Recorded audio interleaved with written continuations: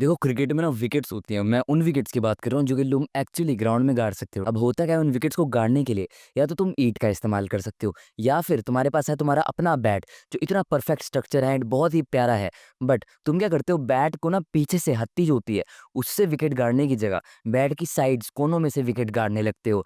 And जैसे तुम गाड़ने लगते हो बैट की पूरी शेप खराब हो जाती है यार। एंड फिर क्या भाई, तुम्हें दूसरा बैट लेना पड़ेगा।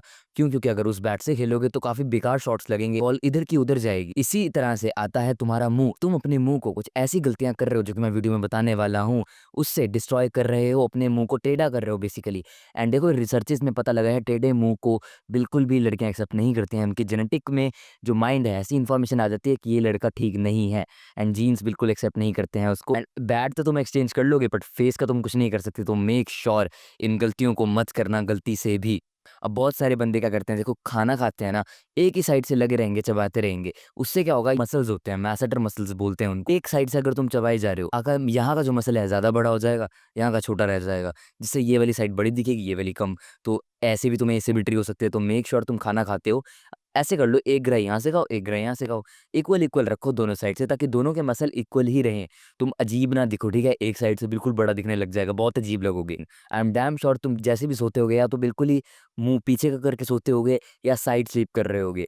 देखो तुम्हें ये दोनों में से कुछ भी नहीं करना है। अगर सोना है तो अपनी पीठ पे सोना है, because that is best for symmetrical face, ठीक है? अगर तुम साइड पे सोते हो तो एक साइड का फेस में भी ज़्यादा डेवलप हो जाए, एक साइड का कम रह जाए। तो तुम्हें कोशिश करनी है, धीरे धीरे टाइम लगेगा, आदत डालनी पड़ेगी कि अपनी पीठ पर सो, ठीक है? ऐसे सीधा सो। ऐसे तुम सोओगे तुम्हारा फेस एसिमेट्रिकल नहीं होगा। बट अगर ऐसे साइडवेज सोओगे तो एक साइड से हो सकता है। फिर उल्टा सो रहे हो तो बुरा ही होने वाला है। तुम्हारा नाक टेढ़ा हो जाएगा, अजीब सा क्रूक्ड सा नोज हो जाएगा, माँ बहन हो जाएगी तुम्हारी फेशियल फीचर्स की। देखो बहुत से बच्चे जो कॉलेज जाते हैं, स्कूल जाते हैं, डेस्क पे बैठे रहते हैं। वो बेसिकली पता क्या करते हैं, लेट्स से ये डेस्क है, अपना हाथ ऐसे रख लेते हैं एक साइड जॉ पे, फिर कभी ऐसे ऐसे करते रहते हैं।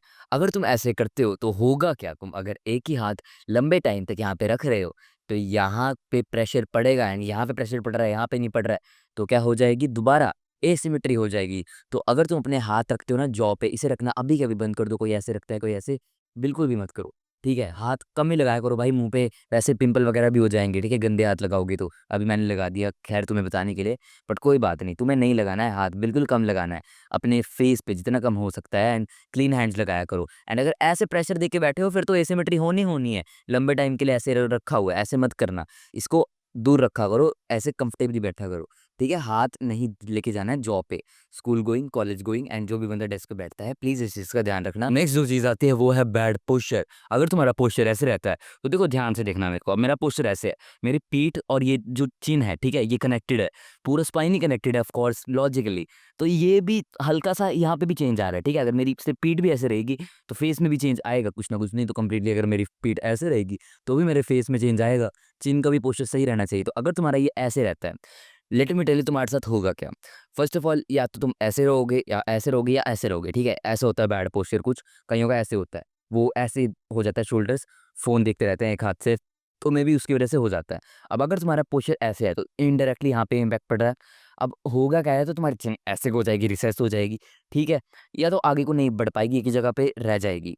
या फिर मे भी हो सकता है तुम्हें एसिमेट्री हो जाए तगड़े वाली, गंदे वाली, ठीक है? पोस्चर खराब होने से हो सकती है नीचे को मुंह हो जाए, हल्का सा ये ऊपर को चले जाए, ये नीचे को चले, वो एसिमेट्री हो सकती है। सिंपल सा मेरा कहने का ये मतलब है कि अपना पोस्चर सीधा रख लो, ठीक है? सिंपल एज दैट, अपना पोस्चर सीधा रख लो, बहुत ज़्यादा इंपॉर्टेंट है। Last but not the least, देखो अगर तुम्हारे दांत बहुत ही बिगड़ रखे हैं, एक के ऊपर एक चढ़ रखा है एंड पैलेट नैरो है। नैरो पैलेट क्या होता है, जब तुम स्माइल करते हो ना तो ये यहाँ की चीज़ें दिखती है, ठीक है?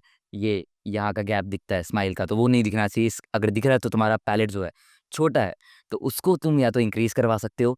इंक्रीज़ करने के लिए तुम्हें डेंटिस्ट पे जाना है, उससे बोलना है आप मेरे को लगा दो पैलेट एक्सपेंडर, एंड वो लगा देगा। देखो खर्चा आएगा कुछ 8 से लेके 10,000 तक का, बट इससे तुम बहुत ज़्यादा गुड लुकिंग बन जाओगे फेशियली, क्योंकि तुम्हारा पैलेट इंक्रीज़ हो जाएगा।